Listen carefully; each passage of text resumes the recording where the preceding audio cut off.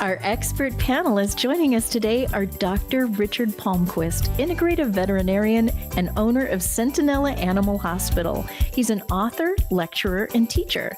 Dr. Christina Chambreau, internationally known homeopathic veterinarian, lecturer, and teacher. Joan Ranquet, animal communicator, teacher, author, lecturer, and owner of Communication with All Life University. And Brendan Golia, professional pet trainer, behavior expert, and owner of OC Canine Coaching. Welcome to Smart Pet Talk. I'm your host, Anna DeVere. In this special episode, we are excited to be joined by Eleni Gikakis.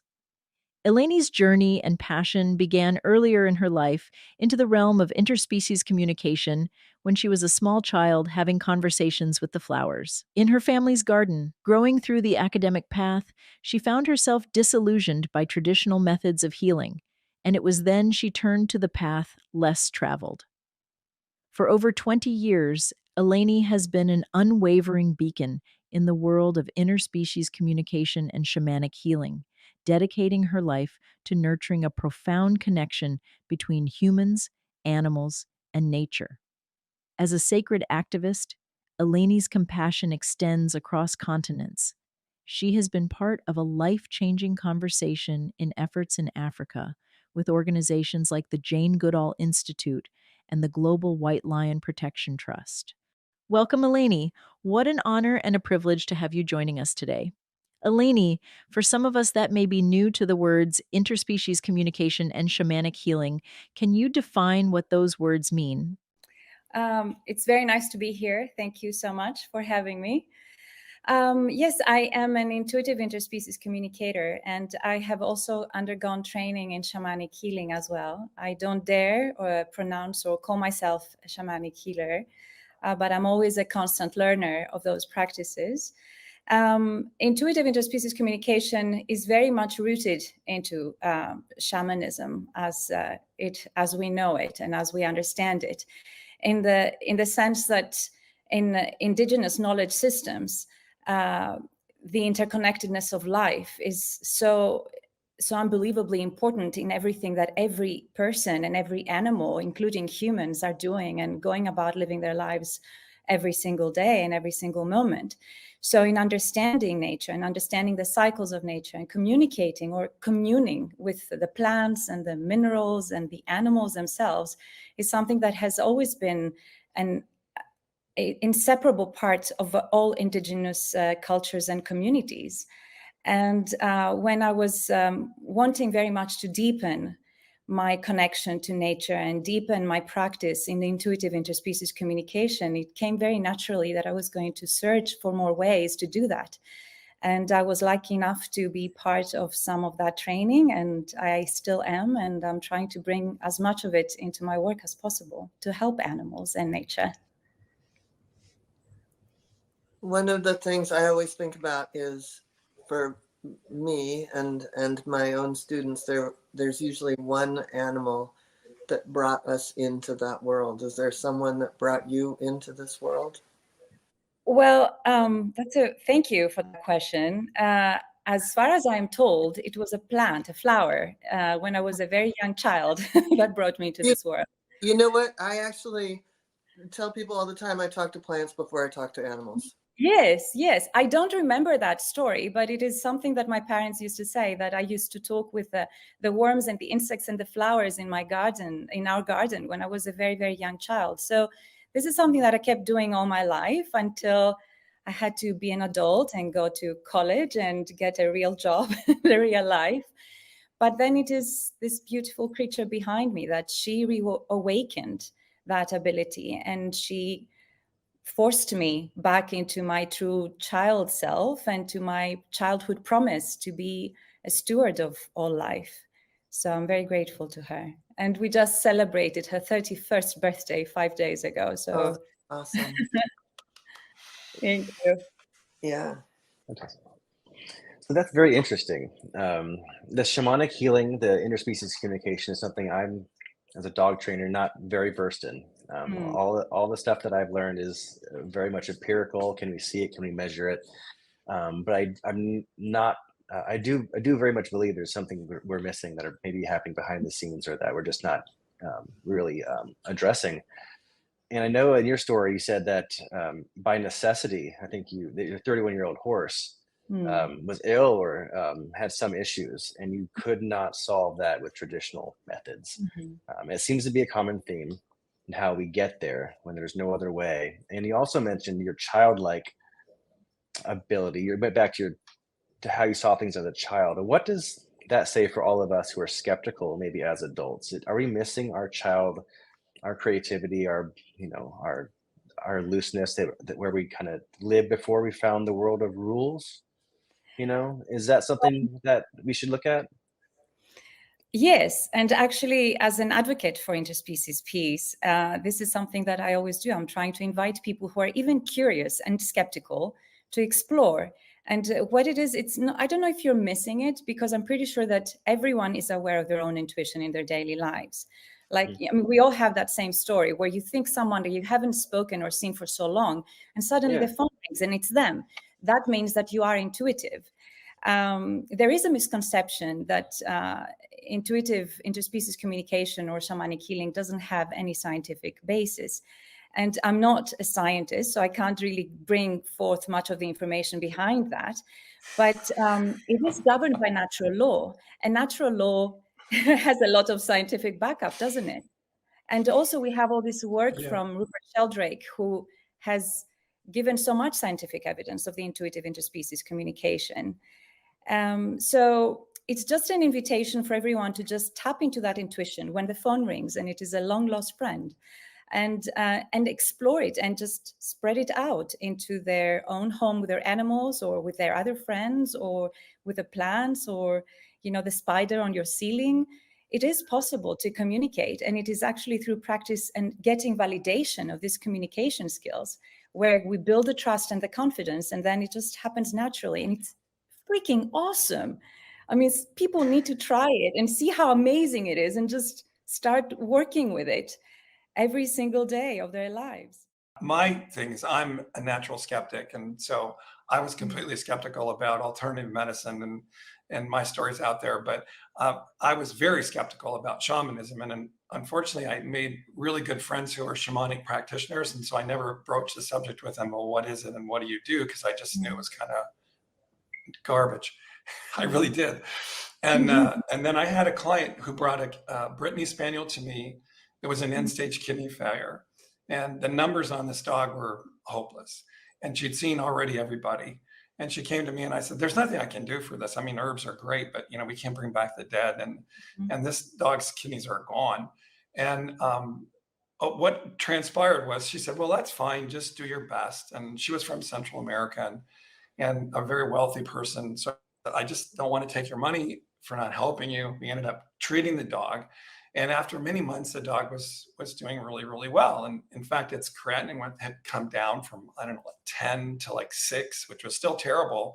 But the dog had gained back weight and was feeling fine and was playing and everything. And this dog was really aggressive. Like, he'd let you do just what you needed to do. And then the moment you finish, he'd turn around and bite your hand. He was just like, "I'm done, ready to go home." And finally, one day I was going, I've treated thousands of patients for kidney failure. I've never seen a dog respond like this. In fact, dogs don't usually respond as well to kidney failure as cats do. And I just looked at her and I said, "I don't know what the deal is with your dog, because it's doing so much better than it should do. I don't understand. Are you doing something else?" And she said, "Well, yeah, my grandmother is a shamanic healer in Central America. And so she taught me to do some things, and I've been doing those with the dog, but I didn't want to tell you because I thought it would freak you out." And I said, "Well, it would have, but not as much as other people, because I tend to be more open to that stuff." And I said, "Can you describe what you do?" And she goes, "Yes, every day we sit down in the living room and we do a shamanic journey to this pool that's in the middle of the jungle. And I lower the dog into the pool, and this black material comes out and fills the pool, and then this waterfall washes the blackness away. And then the dog gets out of the pool, and we come back from the shamanic journey." I said, "Well, that's what we need to do, but I don't know how doing that in your head is making the difference, but don't stop, because I know that the herbs that I'm treating are not making this dog this much better." So she continued to do that for 2 years with this end stage dog that probably should have lived less than 6 months, according to anybody's expectancies. And at the end, the dog bit her and told her not to shamanic journey anymore. She said she didn't want to do it anymore. And then, of course, right after that, within a matter of a couple of weeks, transitioned very smoothly. And so that was my opening to what was going on. And I can't deny what happened with that dog, because it's an outlier. It doesn't fit any of the other things. But there is a lot of evidence for shamanism. You know, if you go on PubMed as a hardcore researcher and ask for references about it, there's over 454 papers as of yesterday. And a lot of them are for difficult to treat things like managing pain.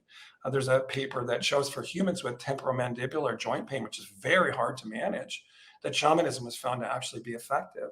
So we may not know exactly how it works, and we may not know where that pool was that she took her dog, but I'd like to find out, because I'd like to send a lot more kidney failure dogs there. So I don't have a question. I just have my experience on that.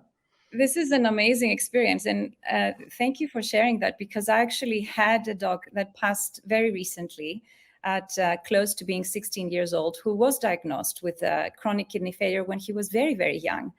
And before I started doing the shamanic journey and the rituals for his healing, what I was simply doing is I was talking directly to his kidneys and asking them to please do better, and just trying to vibrate this immense love that I have for this life and light being in front of me. And I said, just work with your host, work with the body that houses you, because if you kill him, you will also die. So let us work together.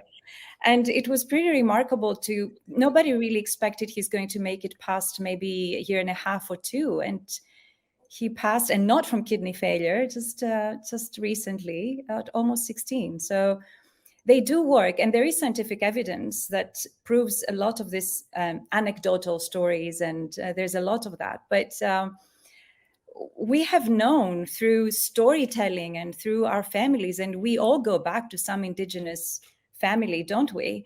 We do know, we do have the stories that these things work.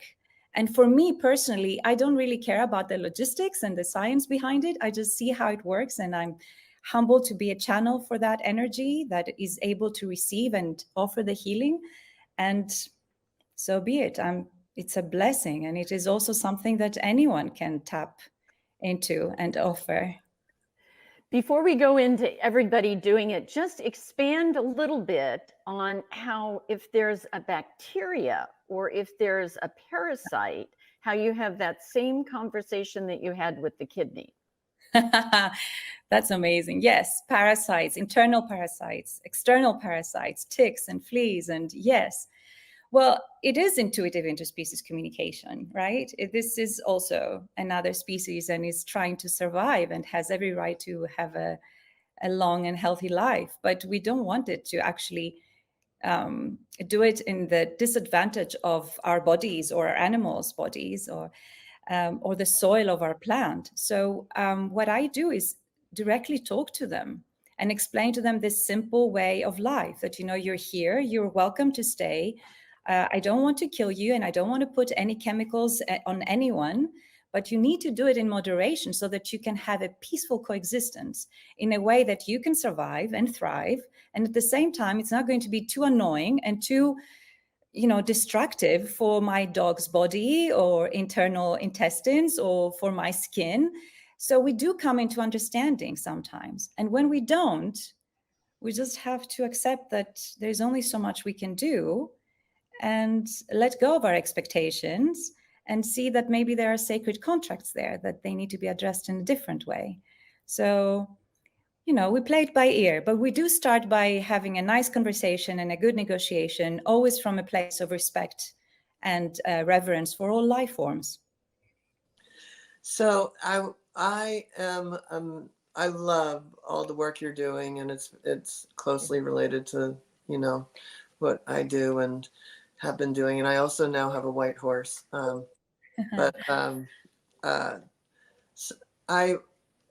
For me, I look at like how much science has taken over in the world and how much we need this. And I love what you said, that you like the energy of it, because I've always liked the energy of it also. And but we're at kind of a critical mass. And what do some of the indigenous people say and the animals say about where we're headed right now? Thank you.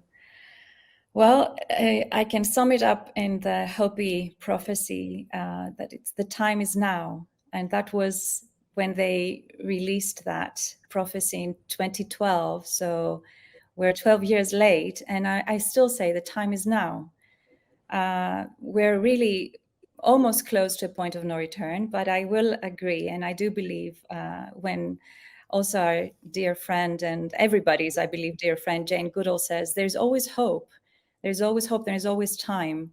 Nature and animals want to work with us. They want to pass wisdom. Indigenous cultures as well. They're coming even more and more forward, sharing their hundreds of years, even thousands of teachings. And we can all co-create a new reality and the new earth, as we're calling it. And it just needs to happen really fast because we are a little bit behind our time, and things are getting to a point where we're looking at an abyss of problems and issues. But there is hope. And the fact that, we're all here today, and there are more and more shows like inviting holistic approaches and shamanic leaders sharing their stories and intuitive interspecies communicators just shows that people are ready to accept new solutions and new ways. And these new solutions and new ways are actually very, very old ways, right? Right. So the time is now. The time is yesterday. So. And especially if we're looking at the time is now for peace. If people feel they can't do anything. So I want you to speak for a few minutes about people are listening to this TV show that are open, but they may not have ever thought that they could sit down and talk to a plant. And so maybe the one of being with a tree, how do you get started? If you've never, it's like you're willing to accept it, next step. Okay. So even the step, even before someone deciding to take a class or a workshop in intuitive interspecies communication, is just either spend time with your animal or with your plant or with a tree out in nature and just acknowledge them. Acknowledge that being for who he or she really is, where they come from, their evolution, what it is that they're doing as a task in their daily life, what it is that they offer to the world, and just spend time. And the more we start to realize the interconnectedness, the tree that gives us the oxygen that we breathe, the animal that gives us that so much love, and just being there consciously, absolutely aware of the exchange of love between one another, the exchange of service, even if it's not an animal that we know and love, but the exchange of beingness, it will expand the heart in a way that we will feel love. And in that field, in that space, from our home, even without being practitioners or students of intuitive interspecies communication, we can exhume that energy out, that love, and hold it within a prayer or a meditation about world peace, about cleansing the waters of the oceans, about the spider in our ceiling that we would like her to move maybe to another room or to another outside in the garden.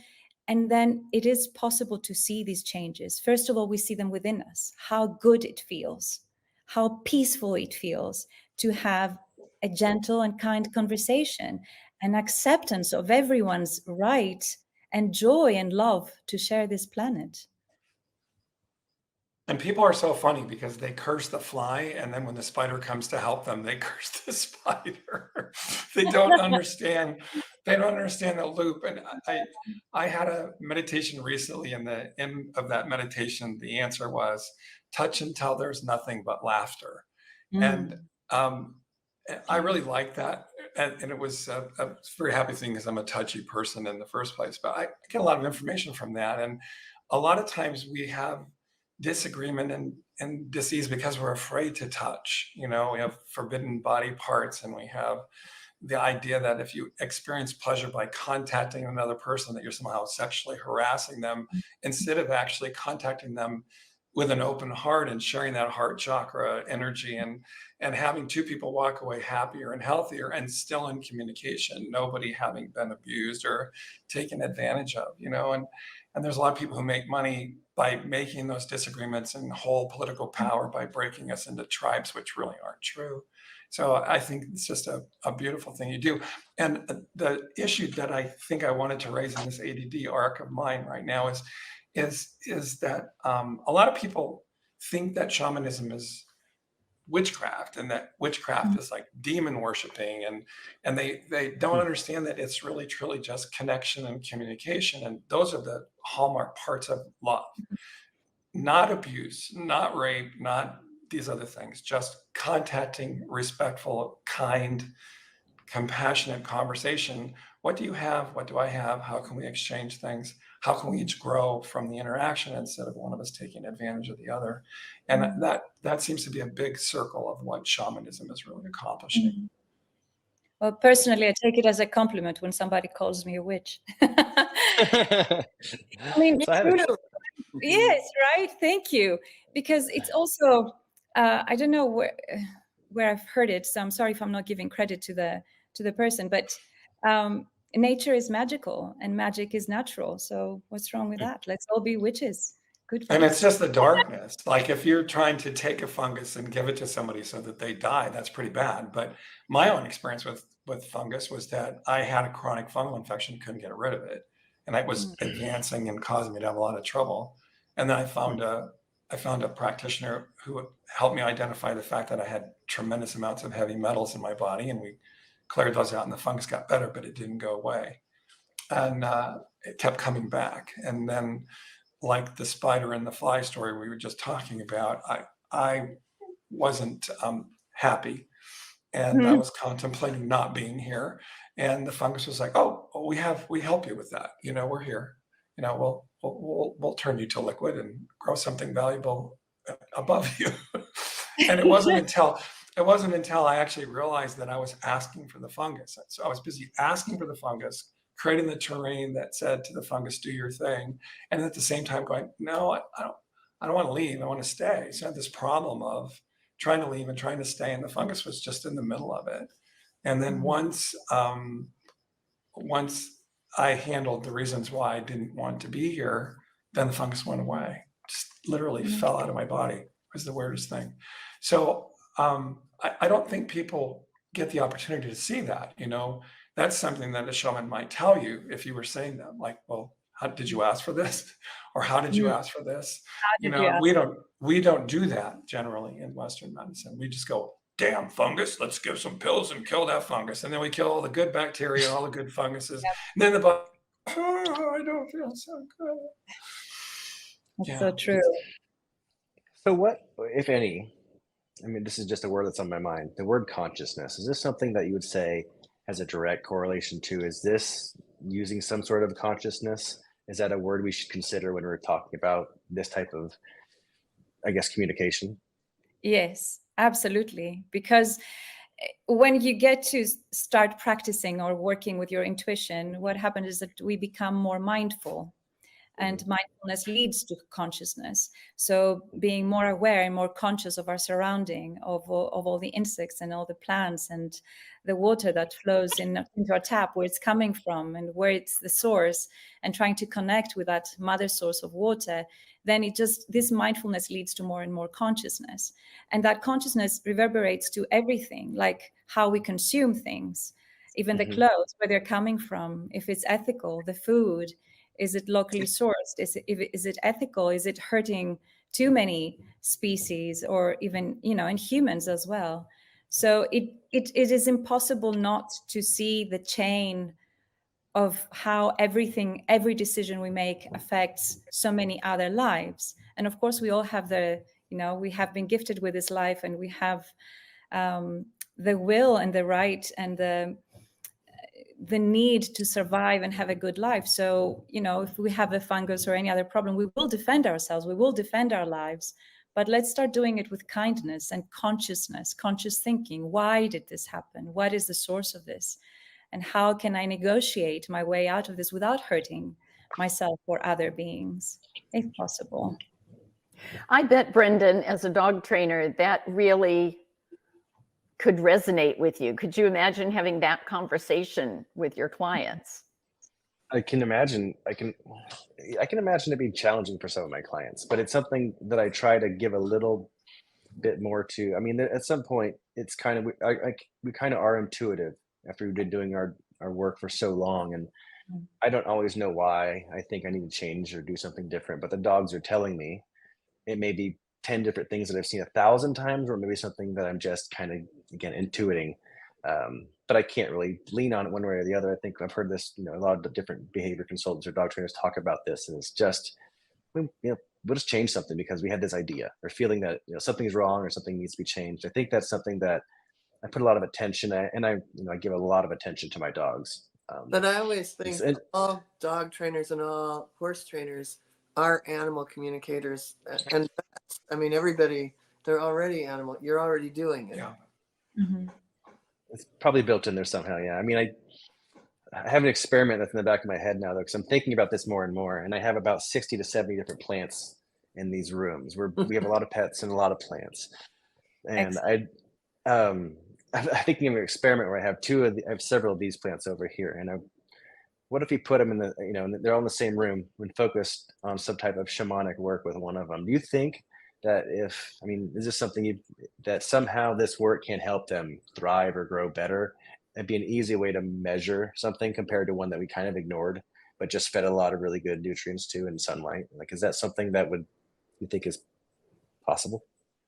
Well, I invite you to try that. And I think that there's so much information, especially about what you just spoke about, how people, when, they have the same plants or different kinds of plants in different rooms of their house, and the one they play music to, or they talk to their plants, so much more, and they give them the same kinds of nutrients, the same kind of care, but the one thrives and the other does not.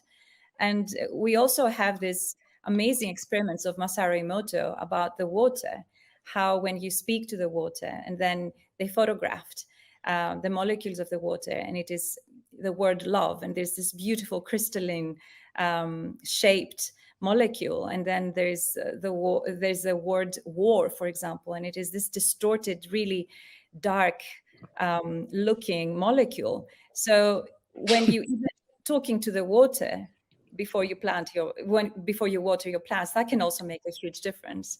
And a lot of people have made these kinds of experiments, just seeing how treating one plant different than the other can make a difference to how they grow. And that's interesting. Don't torture because your plant. I have water that actually has on the bottle hearts and words on it. And across the street from me, literally about 500 feet away, is a special place called the Water Brewery. And everything is kind of curated and designed along this kind of vibrational. It's all very special to give you the best water that you can get. That is supposed to somehow enrich your body and I guess be more beneficial to you than any other type of water. So I think that's right along where we're at. I know. Great. You see, you're already doing it, like John said. Yeah, you're already doing it. And one thing that you brought up too, Brendan, that I think is so like at the core of this, even for the most skeptical person, they can tap into this consciousness even just by having those mindful, that word that you used a moment ago, like that the mindfulness leads to the consciousness. And it's like that step in between is something that we could be doing as veterinary, you could be doing as veterinarians or dog trainers. And it's something that is an animal communicator and a teacher of a school of animal communication that's the core of all of it, right? That's the gateway drug, is the mindfulness, So what do you tell people to do with your... I'm sorry, Dr. Rick, let me go ahead. So one way that might help people be mindful is if they write on a piece of paper, and this is from Dr. Emoto's work, and I think you suggested this, if they write on a piece of paper, thank you water, or thank you food for healing my animal, or for helping the behavior, or anything like that, and put it under. And that'll help remind them to be having those same thoughts. Absolutely. And this lies very much into shamanic cultures as well. The prayer of gratitude for receiving the food for the day. And this is something that I do for my animals, and I always advise my clients as well. You know, while you prepare your animal's food, think of what is in that bowl. Think of the meat, where it's coming from, and thank that animal that gave parts of its life or all of its life to feed ourselves and our animals, and the vegetables as well, the sun, the rain, the soil, all the microbiome, all the microbes in the soil as well. And just being so conscious of what it took to get that food there. And just it activates. That's what I say. Everything you do, if you do it with love and confidence and absolute consciousness, you immediately activate and almost make more potent the vibrancy of the food and the water. And you know, it is the simplest thing. Just write the word love or light or gratitude in your bottle of water, or in the bottom of the dog's bowls. It's just so simple. It makes a huge difference. It may not be measurable, but it doesn't hurt, and it just makes everything and everyone feel good energetically as a vibration. It just feels good to know that you have all these little notes hidden all over the place with these beautiful keywords or crystals, or, you know, why not? It's just amazing. And do it on the leash, on the harness, Yes, on the collar, on the bedding, on the, I mean, I hadn't thought of that, but just really expand that, because people want to know, how can we talk to our fur babies? And what you're saying is, this is how we talk to our fur babies. Yes. And right, you don't have to do anything different than what you're saying right there. But how else can they add in? What else can they do to listen to their animals? Are you looking for a practical tip, maybe? Yeah. Okay. So one of the things that I'd like to invite people to do when they want to practice with their own animals at home, and they don't really have other options, to say, you know, just think, if you have your dog and you're in the living room and you don't know where your dog is, just try to connect with your heart. Just try to think, where are you? Show me where you are in the house right now. And what are you doing? Are you in the bedroom? And are you on the bed, or are you in your own bed? Or are you in the bathroom? Or are you in the balcony? And just double check. Just go and check. Where are they? So many people, and it just takes practice, but so many people get it right so often, and that builds their confidence. It validates the results immediately, because it's something you can easily do in your own home. And then you bring it forward even more.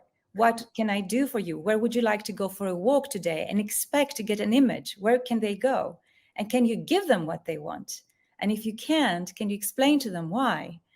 And then can we just listen to their needs and start negotiating? This I can give you, this I'm unable to, and this is why. And what I found very, very important is to explaining why sometimes we are not able to give or do things for them that they ask. Just by explaining them, they just get along, and they're just very happy because they understand. They're not included in our decision making, and just starting to include them makes a whole lot difference on how that interconnectedness within our home with our animals changes the love vibration we have for one another. I always say that people come to classes to learn animal communication, but hopefully they leave becoming a better sender of information, able to really be clear with their animals. So I love what you were saying. But I also want to go back to the idea of, putting love in the bowl and seeing those words around, because one of the things that to me that does, and it's a space that I feel like I live in with my animals, is it creates this very peaceful ecosystem, or as Rupert Sheldrake talks about, the morphic resonance. And when we're living in that kind of a resonance, then we almost don't need communication, because it is communication. It is this absolute consciousness that we're living in. And I always say I'm teaching animal communication to unteach it, to eventually get to the point where we're just living in that groove, if you will. And I'd love to hear your thoughts on living in that groove. Yes, what I really like to do is, except with all these words that I can put around the house or the bowls of the food and the water of the animals, is there are other little things that I also try to be mindful about. mindful about how we are interacting with one another and other animals when we're on our walk, mindful about, like Thich Nhat Hanh is mentioning, about how I make my cup of tea, and just being extremely committed to that process and sitting down and having it. And this mindfulness just really expands that consciousness, and it brings peace within. And then that peace just reverberates to all the people, humans and animals included, around us. And what I understand it is the feeling of coherence, being in the same space, into the same energy field, and completely interacting and communing with one another in absolute coherence. It may not be a dialogue as a conversation that we may many times do as interspecies communicators, but it can just be a complete coherent beingness with one another. How can our viewers contact you and find out more about it? They can contact me through the contact form in my website, and that is interspeciespeace.org, and also through my social media under my name or the name of Interspecies Peace. I want to leave you all with a quote. It's not enough to love animals. We must actively protect and preserve them. It's our duty and responsibility as custodians of this planet. Thank you so much, and do something nice for our animals. Medical information obtained from our website or the live show is not intended to be a substitute for professional care. If your pet has, or you suspect they might have, an illness or other medical condition, you should consult a healthcare provider. The opinions expressed on this TV program are not necessarily those of Smart Pet Talk, this TV show, or their sponsors. For all questions or info on sponsorship, email us at info@smartpettalk.com or visit our website at smartpettalk.com.